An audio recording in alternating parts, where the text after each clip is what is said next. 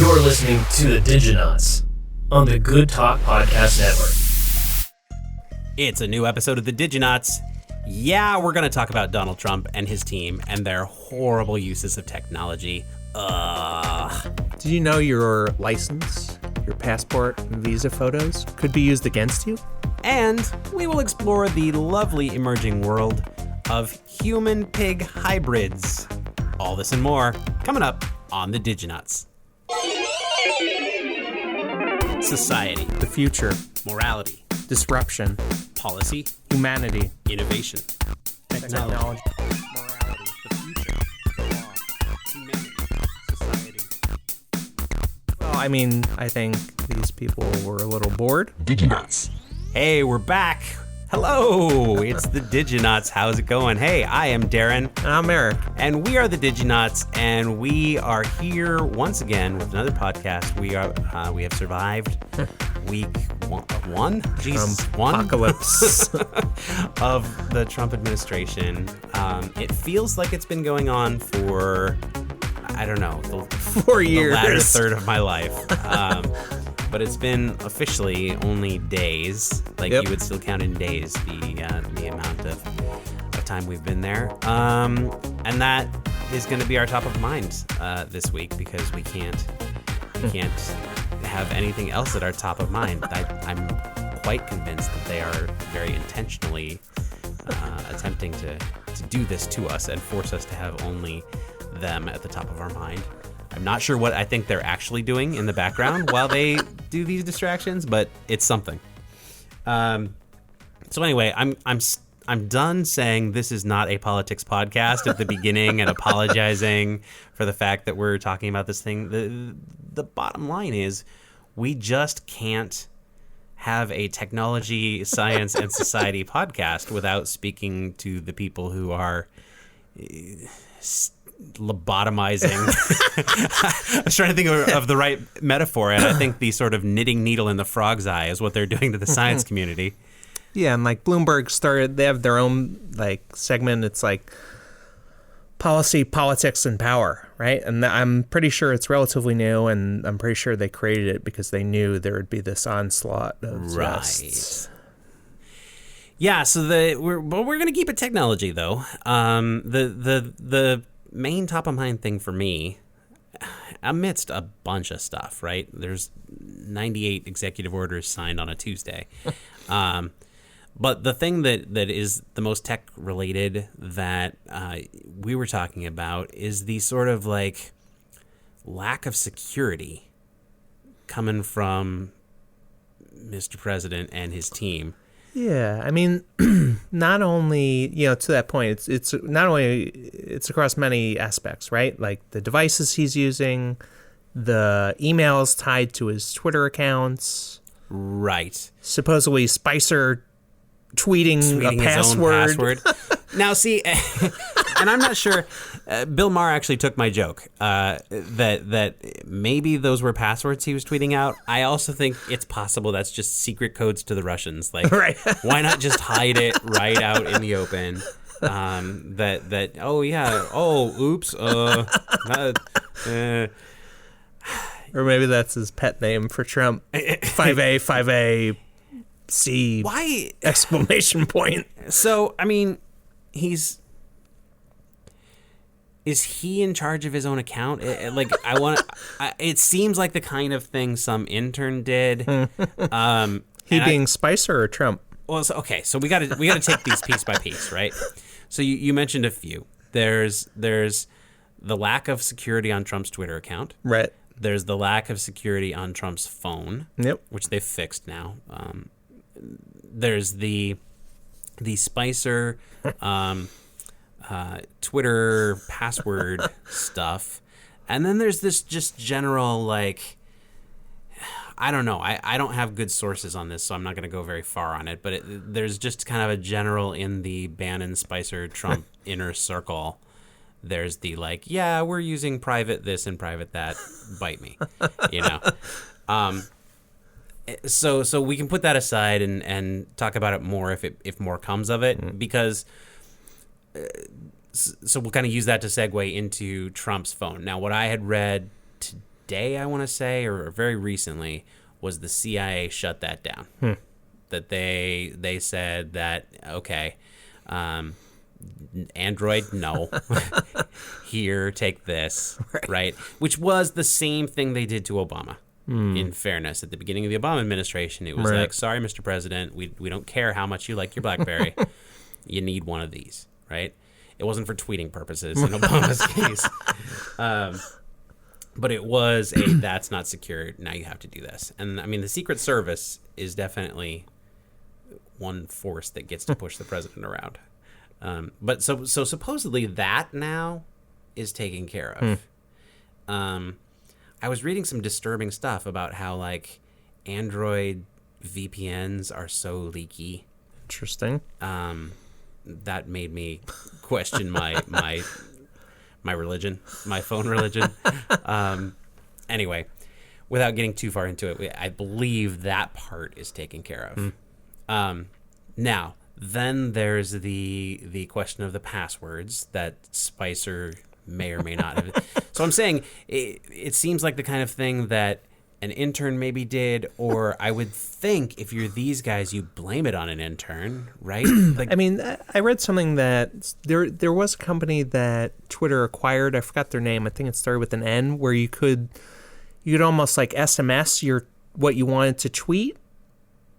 Or Twitter like offers that. Or like that was how Twitter started. That's why we have a 140 character limit. They acquired some company where like somehow instead of directly going to the platform as it is now, you can send it in another way. And people were speculating that that's how and why Spicer may have like erroneously shared that publicly instead of privately. In as opposed to no. Well, I can't speak for him, right? Yeah. But he may have been maybe trying to reply to a DM, and maybe he did it publicly. Do you know what I mean? It's a little baffling. I mean, at the end of the day, it's probably just somebody who's never tweeted, and now he's joining a very tweet-heavy administration and has to get with the tweets, I guess. Yeah. I mean, to me, it's keeping Twitter alive. Their employees are departing in flocks. Okay. And you think the Trump administration is somehow going to keep them afloat financially? It's definitely helping. I mean, it's keeping them busy, I guess. So they must have a policy on Twitter. They must intend for him as the press secretary to include usage of there, and maybe he just doesn't get it. But I also wouldn't think that like he specifically is the guy with his thumbs on the keyboard. Spicer? Yeah. Why not? Because that's what they have deputies for. Right? Like the Obama account specifically would label BO for anything that was that came specifically from the president, and it was like every 20th tweet. Right? There's people whose job it is to do the PR and come in and figure that out. And so why does Spicer not have a team, especially if you don't know jack about Twitter? Right? Like if it's me and I'm being brought into a job like that and I've got 20 people underneath me, I'm like, hey, Shannon, can you hook this up, get it all working so that I'm up to snuff, and then teach me about it tomorrow, right? Like, that's my step. But what was Spicer doing before this? Oh, I don't know. His qualifications. I have to assume that based on Trump's pattern of who he hires to do stuff, he was like, not a press secretary and not in PR. In charge of burning newspapers for a city or something like that. I don't remember his. So then there's what else is there that we're going to talk about on this? Well, Giuliani becoming a security expert. Okay. And he runs, what's his company's name? Giuliani Security Services dot break in here / So they immediately went after his security company, looked at his website, and discovered that there were tons of security holes in the sample website that they had put up to prove that this guy can handle security.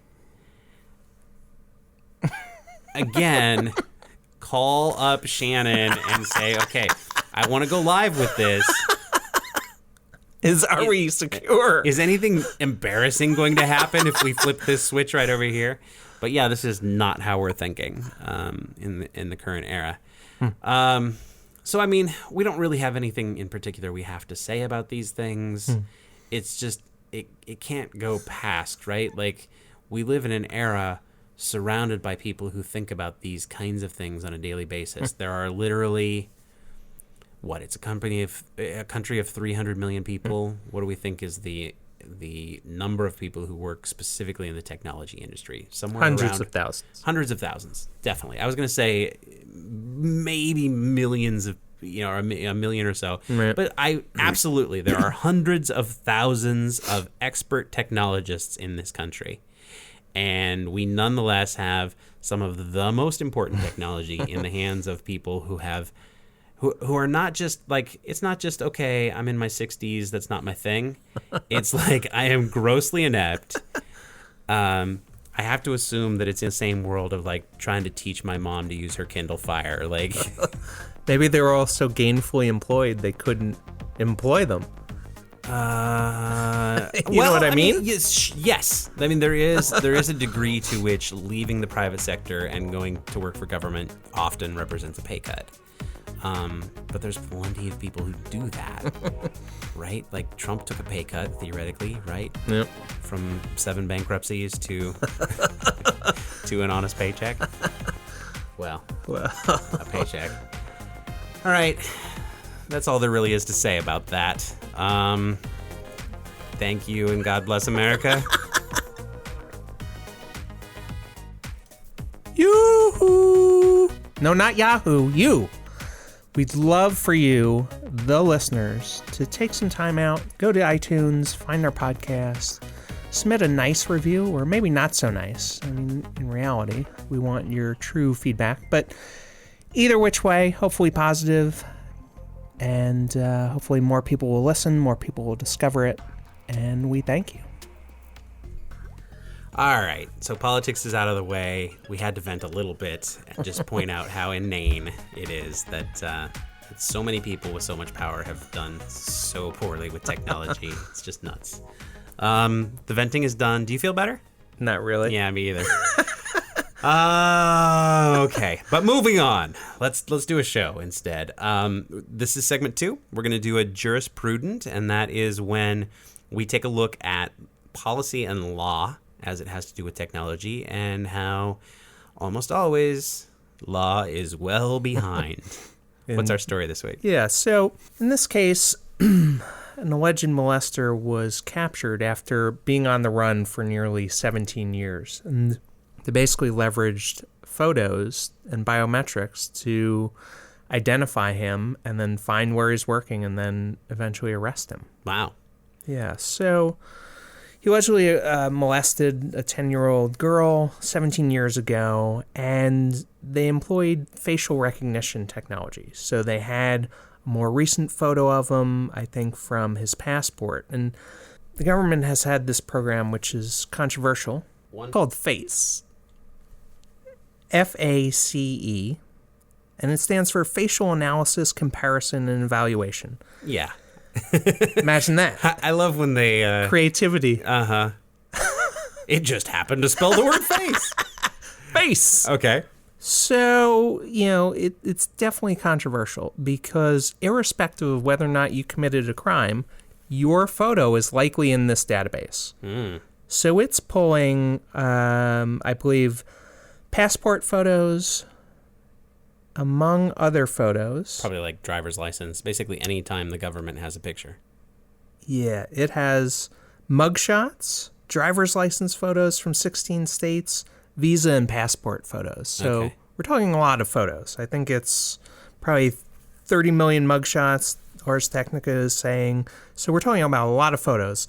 The controversy, right, is that outside of the mugshots, right, your driver's licenses from the 16 states, the visa and passport photos, predominantly those people didn't do anything wrong, right? They just happen to have those photos. They've indexed them right into this platform called FACE.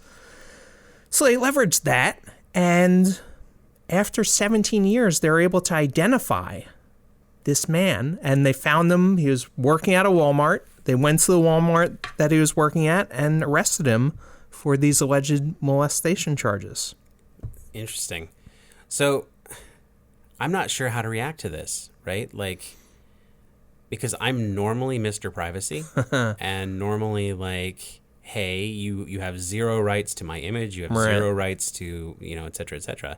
Well, driving's a right, so you don't need a driver's license. Fair enough. How about leaving the country? Well, right? You could leave and not come back. Yeah, well, it's true. Well, can you? Can you even get out? I don't know how it works. You don't need a passport to get out. You just go in the ocean.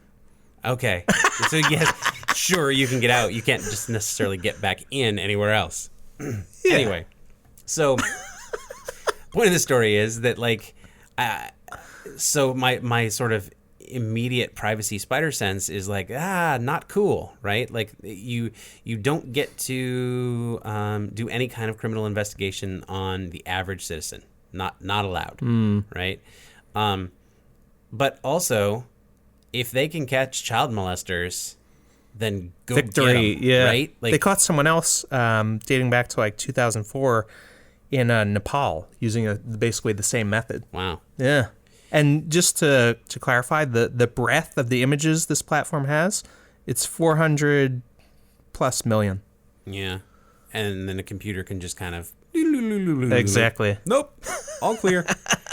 Now, I assume, though, that they still have to make the case, right? Like, this would be enough to sort of suspect somebody? Like, how do they... Yeah, without a doubt. Like, this is going to court. It's one leg in the arrest.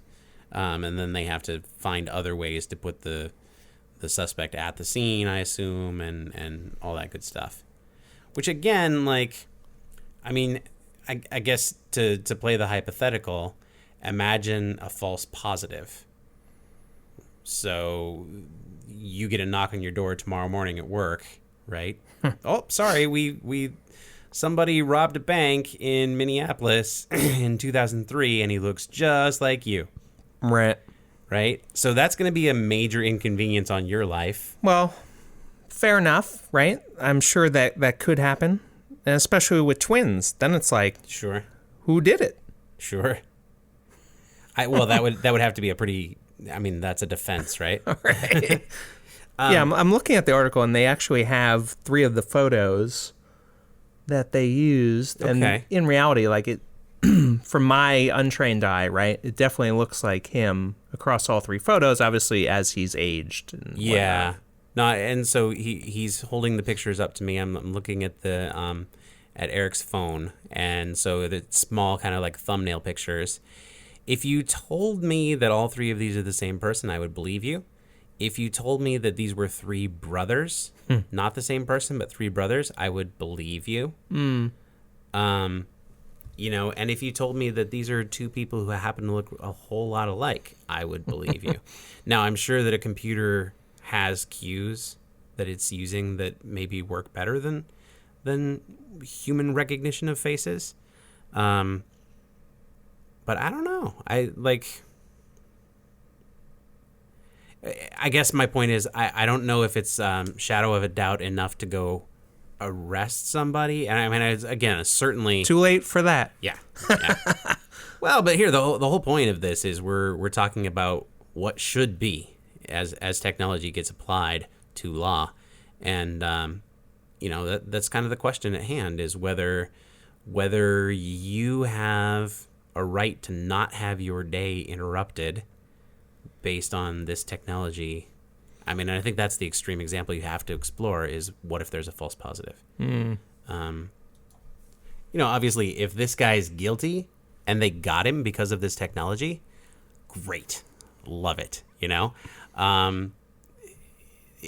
just like if we're talking about implementing a policy, we have to think about the other side. Right. Like, just how inconvenienced could somebody be? Like let's ramp it up, right? Like it's a serial killer suspect, and they come get you tomorrow at work, right? And now you're on trial for what, a year and a half? Like, how does it work? Like, do you then have to sue for the inconvenience that happened to you? I'm just trying to play devil's advocate and think of the worst. Yeah, that would be a problem. So hopefully this is a technology that's used. This is my recommendation because they're coming to me for the answer. I hope that it's a technology that's used for evidence.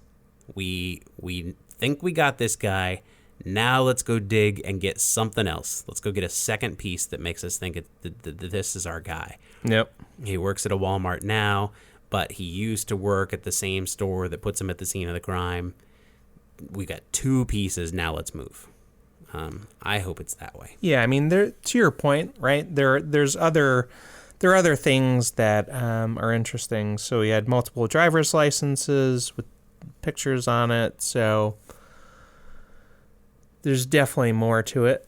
But you're right. Like, there probably is an opportunity where you might get erroneously brought in because of your photo. Yeah, and there's plenty of people who would say, okay, so if you have to go through that inconvenience, I would say, if I had to go through that inconvenience and it meant that a bad guy got caught somewhere else, okay, I get that. Although I feel like on day 5 of missing work, I would feel otherwise. My employers would feel otherwise. Right. So what do you think about the sort of right to privacy side of this, the fact that your image is theoretically in these databases where a computer is looking at you to decide if you're a bad guy? Does that feel like a violation of right to privacy to you? I'm actually asking you, Eric. You're so used to me asking hypothetical questions to the audience. I should have used your name. I think you brought up the very issue with this, right? Like, if there's a false positive, that's a serious problem. Yeah. That's as big as a problem as it's trying to solve. That's a good point. That's well said. Well, again, if we're talking, serial killers and child molesters, then I don't know if that's as big a problem. But like, for me, if it is somebody, if all of a sudden I get brought out of work by armed authorities, right, all my colleagues are going to be like, what the fuck just happened? Right. I'm probably not even going to know. And right? if you're in an orange suit for a year and a half, that is a big deal. Yeah, absolutely. But just sort of the like, so we've got that. Now I'm thinking about the right to privacy of not having my image be in, like, I have the right to not put my phone number in the phone book, right? Or in Europe, I have the right to be anonymous online. Right. I mean, I guess, well, maybe when you get your license updated, you should wear a Chewbacca mask. I don't think you can you? Now, hang on a second. Years ago, there was a woman who claimed she was a Pastafarian. Right. She wore a colander on her fucking head. And she won the right to wear a colander on her head amidst, I think it was her driver's license photo. Yeah. So what if you're Chewbaccan, right?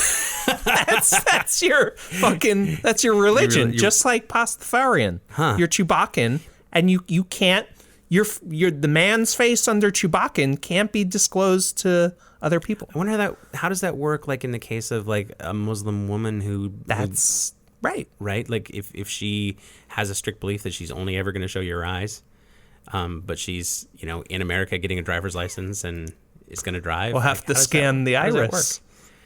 Huh. Once again, technology and law at conflict. Now I'm going to ask the audience. So what do you guys think? Does it bother you that you might have your picture out there that a computer is comparing to criminals to try and see if maybe you deserve to go to the slammer? Or is it kind of in that same world of like, yeah, Google Gmail, it reads my email, but a computer's doing it, it's anonymous, who cares? Which one of those matters more to you? And at the end of the day, are you more scared of a false positive, or are you more pleased that we have another tool at catching the bad guys? Let us know what you think. Hit us up on Twitter. Give us a call. You're listening to The Diginauts on the Good Talk Podcast Network. Increasingly, there's more and more markets, both financial and non-financial, appearing out of nowhere. And in this case, the latest is the equivalent of a stock market for memes. Like Kermit the Frog sipping tea and saying that's none of my business. Exactly. Is it memes? What? You say meme, I say meme. Fair enough. Okay. Or meme. So why is it that? What's the point? I guess. Well, I mean, I think a couple things. One, I think these people were a little bored. But at the same time, this originated from Reddit, which, a lot of pop culture, a lot of, nerds, people who just are curious about things, talk about things, share things, and two Reddit users really started this there. And if it came from Reddit, it suddenly makes a little bit of sense, right? Yeah. Like, the attitude there is just sort of like, I have time. I can do whatever I feel like. And yeah, okay. Yeah, so there's a Reddit subreddit called r/meme economy, and that's where you can see, like, they're calling it the NASDANK, not the NASDAQ. I see what they did there. Well played. Yeah, so, they basically ask people or the community to identify ones that are, like, alive, dead, and, like, as you comment, you can determine, like, whether it's, taking off, not taking off, or dying. And in reality, their point of view overall is that memes really never die, right? Sure. So, like, yes, probably some, hit mass market, right, where most people can understand what the Kermit sipping tea means. Mm-hmm. But others probably don't go that far, and probably somewhere, like, within your circle of friends, others, like, explode out depending on who picks it up or not. Right. And then, some will come and go, right? Different countries, different cities, different platforms even. So does it extend beyond Reddit? Or is it just kind of, that's what this subreddit does? Well, I mean, the subreddit was really like the nexus of it. It's unclear to me as to whether or not they've created a separate platform for NASDAQ. Okay. Because it reminds me of that sort of, like, every once in a while you'll see the different, like, quote-unquote stock markets where you buy... quote unquote buy like a personality, let's say. So you can choose Hollywood movie stars, and based on what movies they're in, their last time I promise, quote unquote stock goes up because they're a bigger star performer. And so right. The game of it is kind of, could you be a movie mogul and pick who is able to, advance or whatever. And that's basically all fantasy football is, right? It's a little more convoluted in its scoring. Without a doubt. You're picking, from that world. So it sounds like this same concept is now being applied to meme land. Yep. Okay. Absolutely. Was there any upshot of it? Was there like a famous, like the best memes of the year or anything like that? Or... I have not gone to the subreddit, but definitely plan to. Doing it right now. Do it. Reddit.com/r/dank. No.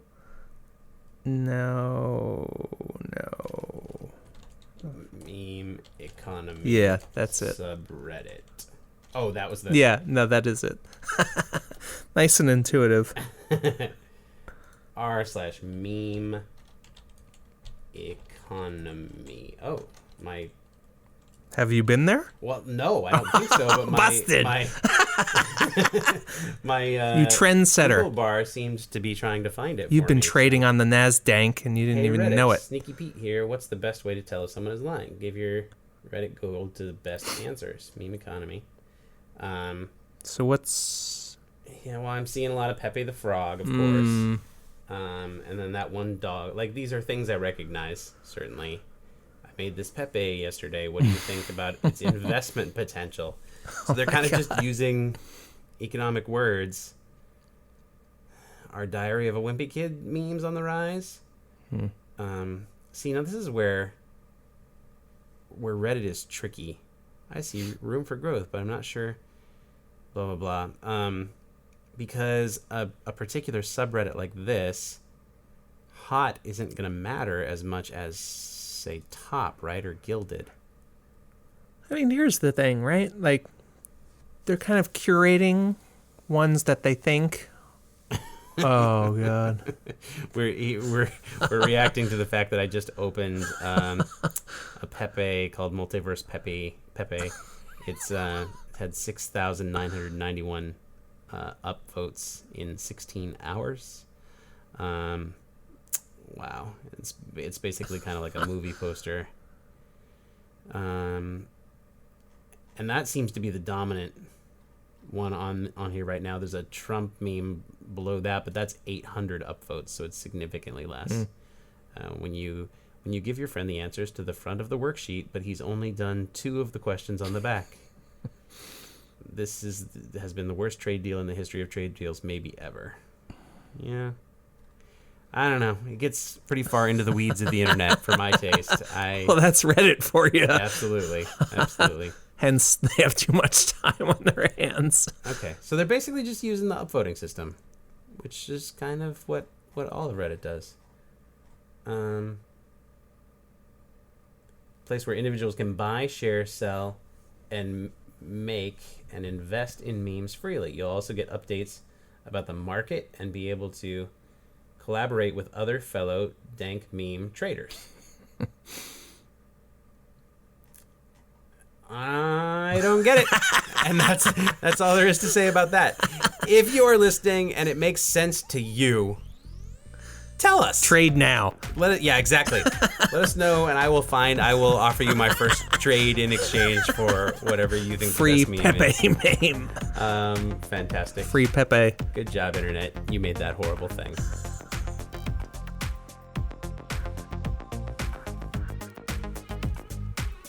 All right, it's time for segment 4. Let's dig some more. We're going to revisit some of the things that we've talked about in earlier shows where there's been new developments. I think the meme thing we'll never revisit. That's just me. I still don't get it. Or it could spike again.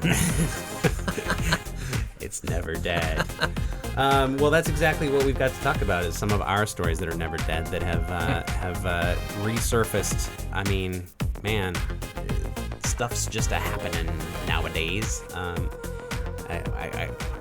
realize I gotta say that in a backwoods Maine accent. Stuff's just happening nowadays. If you get right down to it. There, that's better. Okay. We'll start out with Doomed, Darren's official omnibus offering of Mother Earth dispatches. This is where we do the roundup of what's going on with the climate. As you can tell from the title, it's pretty much all happy news. But you know what? Every once in a while there is some happy news, and ScienceAlert.com had one. It was an article about a company that has released plans for a 3-mile-high skyscraper that eats smog. Nice. Right? 3 miles. 3 miles Where are they high. putting this? Well, this is the thing. Lovely as the headline is, it's a material sciences company is behind it, and they kind of teamed up with some futurists and said, hey, look what we could do theoretically as soon as somebody gives us $1 billion. It's cool. I mean, it's all cool thinking. They're talking about essentially 3D printing all the materials that go into this skyscraper, and they've worked out the 3-mile highness of it. But the cool thing is they have this substance that they call EcoClean, TM, I'm assuming, that is a coating that you put onto the glass of skyscrapers, and it does some science, and because of the science, it basically pulls pollutants out of the air, turns them into solids, and kind of like turns into dust on the side of the balcony or whatever. So theoretically, they could be. So does it transform said pollution into something more environmentally friendly? At the risk of being one of those people who gets scared of science, it talks about the EcoClean, with the help of light and water vapor, mixes with the chemicals in the coating to produce atoms known as free radicals. Now, free radicals, isn't that the thing we're all worried about as like it's going to cause you some cancer? And there's me being a bad scientist and not actually understanding the chemistry. But then this bonds to what's going on in in the pollution, it does break them down, it says. So if we can read a little bit more technology, a little more science into that, hopefully break them down means a chemical transformation. And then they basically turn into dirt and grime. And at the end of the day, I think it's probably better to sweep away a pollutant than to breathe said pollutant. So, but if it's dust and you're sweeping, yeah, and you're 3 miles up in the air, now we're gonna get rain. It says that it sort of sloughs off the dirt and grime almost as if it were a layer of dead skin. So. Look, Bring like on I said, dust mites. Like I said, it's a struggle to find the positive ones, and this one is a little more future Has a talk. sprinkling of positivity. Yeah, exactly. At least people are trying. So, if you follow up from our last show where we pointed out that we've got to 10 times, we have to increase our efforts 10 times in order to accomplish the Paris Accord goals. Which have we pulled out of Paris Accords yet, or is it going to be next week? Who knows? Anyway, running down the rest, there was also a story that was basically saying that we are going to see an end to primates on the planet, at least the non-human ones, that if we don't act, we've got maybe a couple decades. Why? What's that? Why? Well, it's all the normal stuff. It just happened to be a study where they put together where a group of top primatologists went out of their way to track across all species, and they're even finding new species of primates as they're doing, very recently. The thing is, as they find new species of primates, I'm looking for the example they gave here. There was a new gibbon that dwells in southwest China. A what? A gibbon? It's a type of, I want to say lower primate. Primates are broken into two groups. There's the great apes, and then there's the other ones, and then there's monkeys and lemurs. And so there's there's hundreds of species of different primates. But basically, they found this new species, and there's 200 of them anywhere. So they were found, and they were endangered from the moment they were found. Wow. And it just comes down to a series of things, right? Why they're endangered is a combination of you still have hunting going on with different hey, let's sell gorilla meat, real expensive. You have an increase in diseases that are transferring from humans to animals. And then there's our good friend habitat.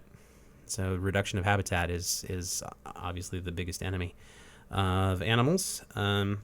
So that's the deal. Yet another warning bell from scientists that we're ruining everything. BBC News has a story of the Larsen ice crack continuing to open up. LA Times says the last time the oceans got this warm, sea levels were 20 to 30 feet higher than they are today.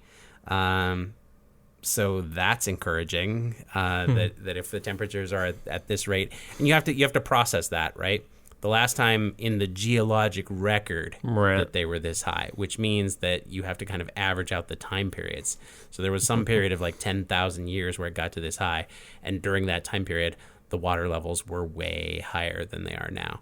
And then you have to assume that our temperature has increased really quickly, and there hasn't been time for the effect to be caused.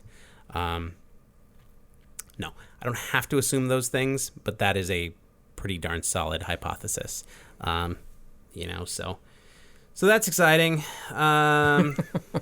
Trump nominees dodged the climate denier charge, was a headline from The Hill. So, what about Youth First Gov? Where's that at? I haven't heard any further developments. I'm going to ask my friend Google while we're here, because we that was one of my favorite stories we've ever covered. Youth versus government. Now, this was a story that we covered where a group of young people were suing the U.S. government and basically saying that their right to life, liberty, and the pursuit of happiness had been ruined by the government for its part in being complicit in destruction of the environment. And then a judge in Oregon ruled that they did have the right to go to trial on that. Okay, so I'm at ourchildrenstrust.org, which I believe is one of the sites for the organization. Right. And they have press releases up. The most recent one says, Tillerson deposition delayed until Secretary of State confirmation. Good old Tillerson. Oh, yeah. Mr. Environment. Right. So it sounds like basically it's on pause a little bit. Okay, there was another one. Judge allows youth constitutional climate rights case to move forward against state of Washington and Governor Inslee. Oh, wow. So it sounds like they're bringing lawsuits to other forms of government. So, I mean, they've got a decent number of press releases going on. So I think the fast answer is that it's charging slowly forward, but we're in a change of government, and that's going to introduce some delays. So we'll continue keeping an eye on that one. All right, so putting aside Doomed, the other stories we wanted to revisit for today, one of them was the story of the what do you call it? Computerized telepathy. So we talked about well, gosh, would you even need to know the other person's language if you could properly have brain-computer interface? Turns out we're not the only ones thinking about that. There's an article, and it was from businessinsider.com. They don't know a lot here, but this kind of is in that same world of when every time Apple files a patent, it spawns hundreds of articles. So Facebook has a team working on, the Business Insider headline is, working on tech that sounds a lot like mind reading. But their evidence is job openings.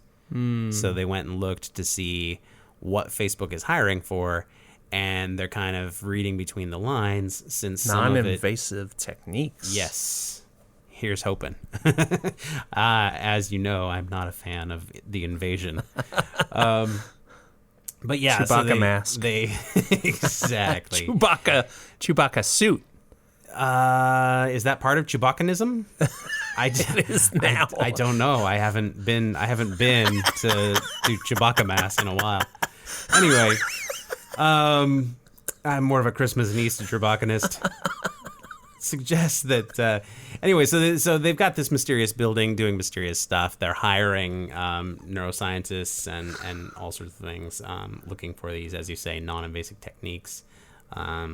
They kind of are, putting that together with random off the cuff comments from Zuckerberg, and he said once in a Q&A, one day I believe we'll be able to send full rich thoughts to each other directly using technology, and they're repositioning themselves as a company that connects people, which makes in more ways than one. Yeah, well, and it makes sense if you think about the Oculus Rift acquisition, that if they're kind of going to reposition themselves beyond social network and into a company that does communication, that makes a certain amount of sense. So smart on them. So I mean, that's kind of an advancement, because we've talked about this before. Now you mentioned that you encountered a story that was in the similar world. Yeah, there are people who they get a condition where they're essentially locked. They cannot function, they cannot move. They really can't, unfortunately, do much. Now, what's interesting is that presents an interesting study that was conducted with multiple locked individuals, where doctors and researchers are asking them questions, and they have sensors on their head and I think other parts of their body. And what they're trying to do is, so one of the questions, for example, is they asked one of the patients what their mom's name was. Now, with the sensors on their head and elsewhere, they tried to deduce what that locked individual was essentially thinking. And lo and behold, I think in one case, like 9 out of 10 times, they were able to understand that the individual was thinking the word no. Now, obviously, that's a different example than like the mother's name. I forgot what the yes/no question was, but they effectively got it right 9 out of 10 times. Okay. And they were also successful in identifying what the patient's mom's name was. So somehow, some way, they can translate what they're sensing in their brain to actual words, English words. That seems like a huge advancement. Right. So the Facebook people are behind the times. One might think. So they were able to, a person who in no other way can communicate. Right. They are able to, with sensors, determine an actual thought? Yes. Like to the point of a word. Yep. Wow. That's a big deal. That's a big deal. We're going to have to pay more attention to that in the future. I'd be curious, like, are they as successful with locked individuals as they are with not locked? You know what I mean? Like, is it different? Is it not different? I don't know. I mean, I understand why they chose locked individuals, Sure. right? Because that would help them greatly. But, Okay.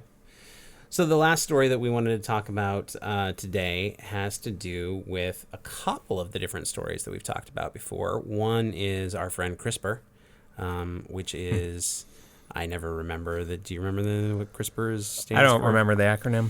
But it's the gene splicing technique that involves coming in and being able to manipulate things at the very, very basic level of your genes in order to create new stuff.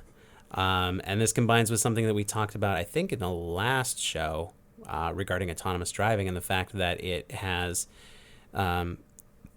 people worried that as cars take over more and more of our driving, that we will in turn have fewer and fewer accidents, which is a good thing, unless you are on an organ donor list. Right. And it turns out that we would expect quite a few less organs available because one of the main sources of organ donation is car accidents in the U.S. and I believe other places, which is definitely true in the U.S. So this is a breakthrough in an alternative, which is harvesting human organs from animal sources. So, like, growing them? Basically growing human organs in animals. And it goes beyond the sort of like, we planted an ear on a mouse and that kept it alive. They're actually trying to start at the embryonic level.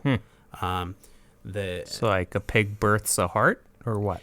No. But it's so this is a story out of National Geographic. They're reporting on a breakthrough accomplished by some scientists who were they reported in the journal Cell that they were successfully able to create a chimera, meaning an animal that exists with the tissues of more than one organism going on inside of it. And they went through more and more techniques using stem cells, and they've slowly kind of, through lots of trial and errors, took them like 4 years to work it out. They've been able to introduce human tissue into a pig, in this case. Don't eat that bacon.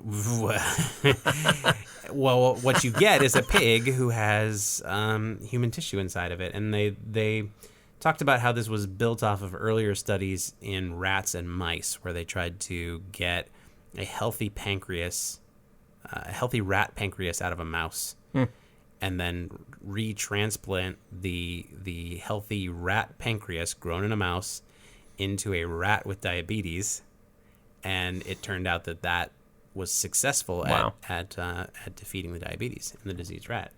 So they said, well, if we can do it in rats, and the technique, what it really come down to is trying to get stem cells to the right level of growth so that when you introduce them to the pig accepts them and they continue to grow in a human sort of way.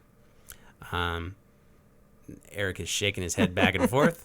I had the same sort of reaction to this when obviously when you start saying, oh, by the way, we made a human animal hybrid, that's going to raise some eyebrows. You have a pretty immediate, right? Like we have 100 years of science fiction about how that ain't no good.